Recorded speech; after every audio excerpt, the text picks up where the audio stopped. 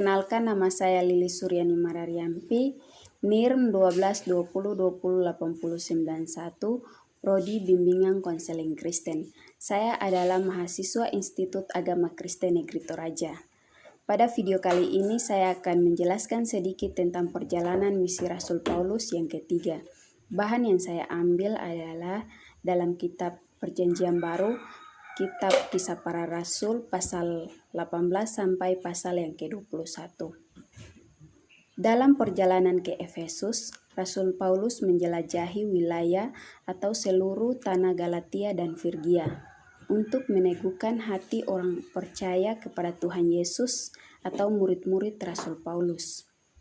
Rasul Paulus memulai perjalanan misinya ke Apolos di Efesus.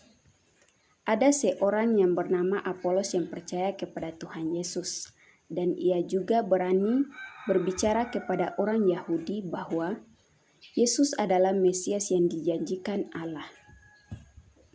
Dari Galatia lewat Frigia ke Efesus oleh Rasul Paulus untuk bertemu dengan beberapa orang murid yang percaya kepada Tuhan Yesus. Dan terjadi juga pembakaran kitab-kitab sihir dan makin banyak orang percaya karena firman Allah berkuasa. Dan kemudian Kuldiana masih berkuasa di Efesus, di mana orang Yahudi yang belum percaya maupun yang sudah percaya terjadi huru-hara selama 2 jam. Dari Efesus, Rasul Paulus lewat Makedonia ke Korintus. Dan di Korintus ada komplotan melawan Rasul Paulus untuk dibunuh, tetapi Rasul Paulus memutuskan kembali ke Makedonia.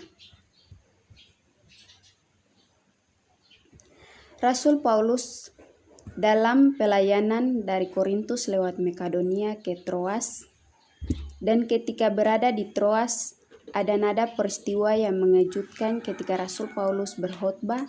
Ada seorang yang bernama Etikus jatuh dari jendela. Rasul Paulus dalam misi pelayanannya dari Troas ke Miletus, dan ketika dalam pelayanannya di Miletus, ia berpisah dengan para penatua yang ada di Efesus. Dari Miletus, Rasul Paulus dan pelayanannya lewat Rode dan Patara. Dan kemudian Rasul Paulus ke daerah Tire. Dan akhirnya Rasul Paulus berkumpul dengan para muridnya di Tirus. Dari Tirus lewat Kaisaria ke Yerusalem, dan di Kaisaria Agabus mengingat tangannya sendiri dan kakinya dengan ikat pinggang Rasul Paulus. Dari semua pelayan Rasul Paulus di Tirus dan Siprus, dan kemudian Rasul Paulus melanjutkan perjalanannya ke Yerusalem dan bertemu dengan Rasul Yakobus.